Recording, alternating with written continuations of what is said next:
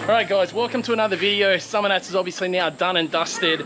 I want to address a few things before we get underway with what I'm doing here. I'm going to get this car ready. Just gone ahead and entered Rocky Nats, waiting for my submission to be accepted. I can't see any reason why not. But I'm going to be heading to Rocky Nats with this car, hopefully a power cruise between now and then as well. So I'm going to get on to, first of all, moving that oil cooler and probably, hopefully, getting some fans set up on the intercooler while we're here. But one of the things I want to sort of bring attention to is the whole security thing that happened at SUMMERNATS. While I absolutely don't agree with some of the king hitting and some of the stuff the security were doing, I definitely agree with it to an extent of some people were just straight out of control. To the point where I won't take, like, I know I've been to SUMMERNATS enough times to know that I just don't want to be anywhere near Main Street on a Saturday afternoon. So I don't know what SUMMERNATS needs to do to essentially, so I don't know exactly what needs to be sorted out on SUMMERNATS, and I know from a promoter's point of view, it's extremely hard to deal with, but obviously there's a culture that needs to change essentially with the whole thing there. I still fully support and enjoy going to SUMMERNATS. Even though I got stuffed around with some times and stuff, I understand what it's like running events, and I just need to make sure rather than waiting until my time slot, I'm just going to be there an hour or so early to make sure I definitely get in my runs that I want to get in and stuff like that. But moving forward, you know, there's a lot of shit talk. There's a lot like SUMMERNATS isn't going to be back next year, all of that. Like, I don't think that's true at all. You got to understand, we had a weekend, hundreds of thousands of people over 4 days, and there was maybe 1 hour of commotion, if that. Over the whole weekend. It was really minimal, really. I didn't actually see any of it in person because I didn't go to Main Street, you know, and there's only, like, yeah, there was a ton of people on Main Street, but honestly don't believe they were, a majority of them aren't car people. I'll put it that way. I don't think a majority of those people on Main Street drinking, standing out on the road aren't car people. And if that's you, I'm sorry, but if you're like promoting that sort of stuff when there's, you know, go to Skid Row, we have all of that stuff there available to us. So it's like, I don't know, all of that, I think you could have all the skids and stuff if people didn't jump over the friggin' fences, man. Like, that's why I won't take my car down there. It's not me being a bitch, it's me being like, I would like my car. I don't want people touching it. I don't want, you know, the first guy, the video that's going around of the first guy that got king hit out on the street, there's also a photo of him. I'll see if I can find it, put in this video. I probably won't because I'm busy at the moment, but there's a video of him kneeling on the bonnet of a car drinking, like, of a VE too, like not a VF, sorry. So not an old shitty car, like he's literally kneeling on the bonnet of a late model car, which, yeah, I don't know. The whole thing was a bit much, I think. And I don't know, I just wanted to let that out. And honestly, sorry, I don't have any footage of all the shenanigans and all the craziness that was going on. And I don't know, there's too many influencers and YouTubers trying to use those scenes to like help their channels grow and stuff. That ain't me. I just don't think it's the right thing to do. Say what you will, let me know what you think about that down in the comments. Anyway, we're gonna get on to working on the Turbo LS S13. As you know, intake air temperatures was a huge one. I've had more time to sort of think about it and reflect on what I want to do moving forward. First of all, is getting this thing up on the hoist so I can do a nut and bolt check. But more than that, I'm going to be moving the oil cooler to the side, probably this side. I'm going to be putting fans on the oil cooler. I'm going to be putting probably a pair of 12 or 14, whatever fits on the front of the intercooler to get air pumping through that intercooler. And I'm going to go ahead, well, I've got to speak to my tuner first, Mitch Pullen, who built the motor and stuff. But I don't see any reason why we can't just put this car on straight methanol, and hopefully that'll alleviate a ton of the cooling issues. Yeah, it'll use more methanol, yada, yada, yada, but I think that's the way forward. It's not like I do a ton of laps in this car. When you go out and drift this car, tires last about a lap. When you go to like power cruise and things like that, you're only going out for minimal time anyway. So, you know, I figure paying that little bit more, well, you don't actually pay more for the fuel, you just use a lot more of it. So imagine the jump from 98 to 85, how much extra fuel you use. It's about that again going to methanol. So the 2000cc injectors should be more than enough.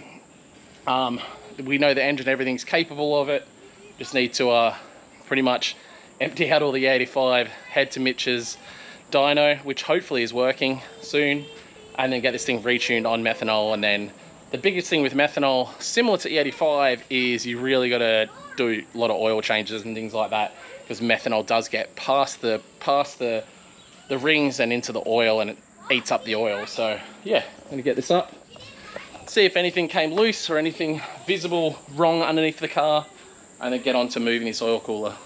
All right, so you have to excuse the kids' noise in the background. I got 20 kids over here at the moment from around the street. But what I think I might be able to do, because it's quite a large oil cooler, is I might be able to remount this over here, but sort of lay it down so it sort of tucks up into there. That's my first sort of idea. I really am like hard up for space for an oil cooler this big. I could obviously go down to a smaller oil cooler. Possibly, ideally, maybe run an oil cooler here and an oil cooler here and run them in succession. Not 100%, but I feel like I'm gonna pull this headlight out now, pull this corner light out, and maybe see if I can just move this without undoing it to see where I end up. And then if that works, you know, if that's a plausible option, I think that might be the way to go. Because if it's on an angle, it's really not gonna make a difference for a lot of the events I do. Leaning it back, ideally on the other side of the car, I feel like it'd be better, get the heat away. Like, yes, it's near the exhaust, but I'd rather be blowing hot air that way rather than hot air on the cold side over here, because this is essentially, in theory, the cold side of the exhaust. Cold side of the intake, I mean. Obviously, air from the turbo comes around this corner, through the intercooler, out the intercooler into the intakes. So I think that might be where I need to start making some moves and making some changes here. I don't know if I've got enough line. May need to make like one new line if I can fit it over there. Ideas. Alright guys, back onto the S13. I brought an expert around here since Frosty was the one who made it all work. We can sort of put our heads together, and by put our heads together, Frosty can think of some way we can make this work. So there's a few ideas. We've got room to run cold air intake down into the front corner, which is something I think we could probably get away with. Go like 5.5 inch down to like 4 inch down in the corner. I don't think that'll starve it at all. And then oil cooler in this corner. I reckon. What? Interchiller. Interchiller would be sick, but that all costs a lot of money. And yeah, I'm going to put it on methanol anyway. So I think standard intercooler. Yeah, methanol will sort most of our cooling issues out. But I've never really liked the look of the oil cooler sitting in the front. It'll definitely work better over there with a fan on it. I'll be able to put fans on the intercooler for events like Power Cruise, not Power Cruise, sorry, SUMMERNATS, and like I've entered Rocky Nats.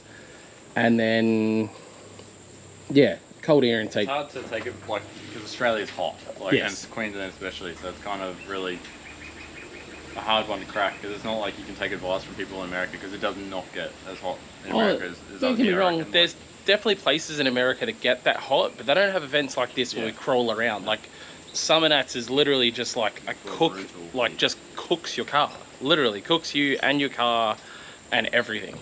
Yeah, especially Rocky Nats too, it's a bit more like humid up there. Yeah, well, it's probably going to be, oh, it shouldn't be too bad up there. It's in March, so it'll still be warm. Yeah. So, I don't know, do you think the oil cooler will work down here? That was the biggest one. Yeah. I don't think the heat from the exhaust is going to be an issue, because I'll be running fans that way. If we can get a fan, it'd be sweet. Yeah. So. It'll just be a matter of getting some more hose, making longer hoses, I guess. Yeah. While also keeping them away from the heat, whichever direction we need to go. Yeah? Yeah, yeah. We should do something with headers and stuff too. They are coated. Yeah. Coating's good, but if you can get like I know that they do it in America and stuff. I wanted to try to do it myself. They like essentially tack weld like the heat shielding together, you know, in case it's the whole thing. Taylor Ray did it on his Corvette. Yeah. So I think it might be DEI. I have contact there, like so I'll be able to make a call. Yeah, something like that would really cut the engine temps down a lot. There's no point doing heat wrap because it just catches fire. So Yes, I know that. But yeah. All right, we'll have a bit more of a yarn off camera. All right, things have been discussed. Brains have been scratched. Balls have been scratched. I'll let him explain. Not the ball scratching the turbo. Hey? Not the ball scratching the turbo stuff. I'm scratching my balls right now. So, All right, plans. Yeah. Moving this big thing to the side. Yeah. Just the main biggest thing is the path of air. Like right now you're trying to redirect, any airflow does come in, you're trying to redirect it from coming straight to going sideways to get it to come into the turbo. But the one biggest thing my gut feeling with the intake temps is this pipe down here is just acting like a massive heat sink. So that's your fresh air going into the turbo. So it's heating up well and truly more than what the intercooler could efficiently cool down. As well as the turbo itself, Yeah. heating up the intercooler. Before it even enters the intercooler at all, from the merge down here and just being way too close to everything. That's just like a massive heat soak for everything, Yeah. being alloy as well. So. And 1.5 foot of extra piping we can get rid of. Yeah. Not only on there, obviously a ton of intercooler piping we can get rid of, but also a bunch of exhaust we can get rid of. Moving the mergers are really far out at the moment as well, so be able to cut a fair bit out of that and drop them lower to go under the balancer, be able to come up. So Yeah, so there's a few things that were done when the manifolds were built. When the manifolds were originally built, the alternator was down here. The guy who built the manifolds didn't think about the fact that the manifolds would cook the alternator. That's why we moved the alternator to up the top here. And the alternator's no longer down there, so we've got a ton of real estate down in here where we can run the piping. Instead of running it around here, we'll run it under the balancer to come back and join and merge over here. Move the whole turbo across. I think move the gate to sort of in here. Yeah. Is that the plan? And stand it up a bit more because it's not really priority at the moment because it lays flat, so it's having to redirect gas flow back on itself and then sideways. Where if we can stand that up, it'll be a lot more better boost control and stuff like that as well. Yeah, not something we've had an issue with, but we're only on 11 pounds right now. Exactly. So once we go more boost, boost control will no doubt be an issue. Then obviously with everything back here and out the way, this is a much cooler area. We won't be overheating the intercooler. The oil cooler we'll probably be able to put down here behind the intercooler. We'll essentially run a pull fan on the oil cooler, push fans on the front of the intercooler. Probably the plan going forward, again after more thought, is E85 for drifting. I won't be a ton of drifting in this car, but I will occasionally drift it. So it'll be an E85 car for drifting, and then, well, I may just leave it on methanol for both, but in my head I'm sort of like E85 for drifting, methanol for power cruise, SUMMERNATS, Rocky Nats, things like that. Again, this car's not going to get a ton of miles put on it by any means, so switching to methanol I think is kind of going to be the move. And yeah, we have discussed the fact that we technically we probably won't even need an intercooler with a full methanol setup. You'll be freezing manifolds and stuff. You won't need it, the intercooler, at all, because you'll be able to go straight out of the turbo in, and that guarantee you when it's on methanol, that pipe will be like having frosted over it. Oh, it'll be frosty. Yeah, it will. So it's obviously been an idea to just go straight charge pipe into the manifold, but the front of the car, front of an S13 just won't look the same without an intercooler sitting on the front. I don't think it'll really bring down my performance at all having an intercooler on there, will it? Not really. It would be obviously more responsive and more direct having a direct charge pipe, but I've never had any issues with cooler pipes blowing off or any of that sort of stuff. It's just intake temps. And with fans on this intercooler, and mind you guys, it is like a legit really good intercooler on this car. It's just hasn't been getting the airflow to do what it needs to do. I think, it's just that one pipe and the heat soak and the airflow, and it's why it's not really cooling as well as it should. Because one of the ideas I had, guys, was to run a intake pipe off here down into the front corner to get a bit more cold air in, which obviously would be beneficial. But if we move everything back across, that pipe ends up underneath, out of the way. This area will not be a cold area, but a much cooler area. If we heat shield it off, we'll be able to make this area a much cooler area to draw air from, rather than having to necessarily... We still could go right through to the front though, actually. You wouldn't, I don't reckon you need to. That'll already have the like the direction of airflow, and I said I can make a ducting. Oh, if anything, duct we may make an intake here at the front. Yeah, nothing you'll see from the outside, but just enough to like a bit of flat sheet to come out of here and just redirect more air to in front of it. Yeah. Run a turbo guard like for the events where it's running. Yeah. We're running, you know, high speed power cruise, and any drifting I might do in the car. All right. Everything else in the car is really good, guys. I emptied the catch can. The only thing in the catch can was some E85, which is normal. A lot of cold starts at SUMMERNATS and stuff like that. So a bit of E85 in the catch can, completely clear, absolutely no drama there. Engine is super healthy. The oil looks brand new still. I pull the dipstick out, it's golden. I feel like I don't even need to change the oil, but I definitely should. It's real good. Doesn't even feel bad. It's No. tacky. What's the real driven oil? It's a real XC stuff. Yeah. Bit of E85 smell on it. Yeah. It's not even that bad, but. Yeah. So, yeah, the car, healthy as. I'm very happy with everything else in it. Steering could be a little bit better, but like I said, the car maker Revive guys, we're going to look into running a different electric steering shaft, essentially, to hopefully make the steering feel a bit better. But other than that, mate, this car at SUMMERNATS was phenomenal. Obviously, I would have loved to finish my burnout, but that's another thing, which I haven't told you about. Why are you here? Because Frosty's an actual fab guy. I'm just a make-believe one. Need to make a Burnout Guard. Yeah. Which is going to be an interesting one, because it's going to need to be like 4 mil at least running up inside the guard. There's a few stop signs around here, mate. Just some stop signs, you reckon? Put some stop signs. I got some shielding here. Yeah, no, we can do that. That's easy. It'd actually be beneficial because you'd be adding support for this as well. Yeah. Look, I do want to be able to pop tyres on this thing, even though it is all fiberglass. If we do the right shielding and stuff, I'll be able to pop tyres on this without any hassles at all. I was sussing out a bunch of what the Burnout guys have been doing with their shielding for popping tyres and stuff.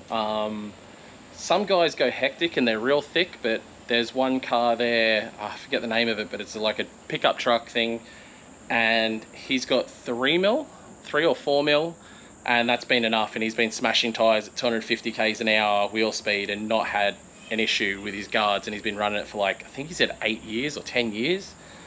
Hundreds and hundreds of pop tyres, and he hasn't deformed. So that's probably what we'll look at doing with this sort of rear end setup here for next time I take it in a burnout situation comp. What am I doing? Big burnout guy. Alright, to add to everything else we've been talking about in this vlog and the ideas with helping out all our temperature issues, the concern I had when I did the big tip-in initially was I didn't think it was fuel related or boost related or anything, and what I did fear, well, it's not the end of the world by any means, but we hit an oil cut, an oil pressure cut, and it turns out all the rest of the cuts in the ECU that I had on that burnout weren't actually the IATs cutting the car. It was actually oil pressure cuts. And what it was, we were moving into a part of the map on the ECU that didn't have any map there, essentially. So the spacing between the cells was too great, and I was interpolating between them and just nicking like the edge of a limit. Yeah, a map that didn't exist or whatever. Just you call it a hole in a map. Yeah. So I found the hole. Yeah, I found the hole. Yeah. Good at finding the hole. But, so Mitch Pullen from Pullen Spec, he built the motor and he did a little bit of stuff on this tune, but the original guy that did the tune doesn't tune cars anymore. Well, doesn't tune performance cars anymore that I'm aware of. It's not in the cars anymore. Yeah, so, yeah, there's the tune's not where it needs to be. It's definitely safe. It's overly safe from a sense of it's absolutely going to save itself in any sort of bad situation, but there's a lot of the map that doesn't look like it's there. So Russ is going to have a dig through, add some stuff to the map, I guess, change some sensors and things around, Obviously, we still need to work on our intake. Does it tell you what the intake temperatures end up getting up to? 123 degrees. 123. And is that because the gauge only reads to 120 that it's showing that? 125. 125. It does, like, I can watch the progression of it. It does come down, so it kind of sits at that. Yeah. And just stays. Yeah. Okay. So 125. Obviously, we can do a lot to help those intake temperatures going forward. That's a big one. Like I said, our initial cuts there were, all our cuts in the burnout were oil related, oil pressure related. The oil's definitely good. Oil pressure at the start of the burnout was what, 107 psi? Yeah, 107 psi. And then because of the hole in the map, we were hitting cuts at like what, 50 psi or 60 psi, which is still. Yeah. The way we set the cuts up is basically we work off a basis. We want 10 psi of oil pressure per 1,000 RPM of engine speed. So it was getting to 45 or 5,500, and it was like 59 psi at 5,500, and it would just fall into a hole at that point. That's the hole on the map you're talking about. There was a big step in the safeties map. Yeah. That it just fell into a zero and cut. Okay. So I do get where he's coming from. Hopefully you guys can understand that as well, but definitely explain something, because the cut was kind of aggressive and just kept cutting the car, and it was basically just due to these holes in this hole in the map. The oil pressure is something I guess we still need to look into. I think it's just because the oil's hot, is it, or? Yeah, so the oil getting hot towards the end of the run is definitely a concern, so we'll put a fan on that. Yeah, I knew about that. I definitely wanted to add a fan to my oil cooler, even add a second oil cooler. Either way, I did want to keep the oil cooler, but that doesn't help the tip-in one. No. So I may need to look into my sump and see if there's enough baffles in it. Maybe I need more baffles. Trapdoor setup. Yeah. Is what I recommend. I feel like, I can't remember if that had a trapdoor setup. It is an Aeroflow sump from memory, and I think it's just had standard baffles. Okay. I think this is like 4.5, 5 years ago that we did this. Yeah, no, at least 5 years ago. Yeah. Probably more. So pre-COVID stuff. So I might need to look into baffling my sump, which is neither here nor there. An ideal world, I'd dry sump it. But jump to lukefink.com and grab yourself some merch. This isn't even my merch I'm wearing. Tiana wearing it? No, she's wearing Bucky's. You wearing it? Oh God, none of us are wearing our merch. Grab some of our merch, guys. Support the channel. Really appreciate it. But ideal world, I would go dry sump on that car and then alleviate a ton of these issues. I know Russ and Ben were chasing a lot of issues with the 1JZ having oil cut, 2JZ having oil cuts and everything, and you going to dry sump, right? We didn't chase it for a while. I had the data there. It was fixed. So put a dry sump. Yep. Yeah, so they had the data. It was an issue. They fixed it by putting a dry sump in. Tanks are on the website. That would be nice. Too. Pardon? Tanks are on the website too. Okay, cool. So yeah, the new Fink & Co. Japan Falcon tank tops are on the website. Definitely go and check that out, guys.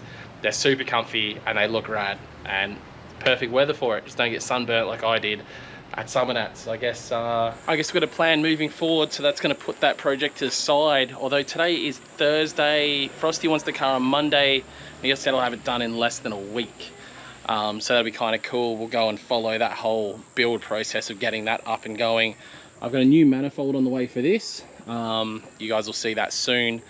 But the turbo I want for it isn't here yet. So I'm just waiting for the turbo to come. But once that comes, we're going to be playing a bunch with the JZX100.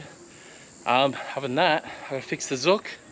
Zook still has the shock issue I got to fix, and I want to do some more fab work to it.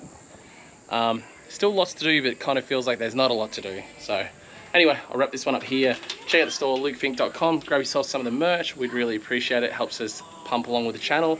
And guys, I'll see you in the next one. It's for you. It's all for you. Come on.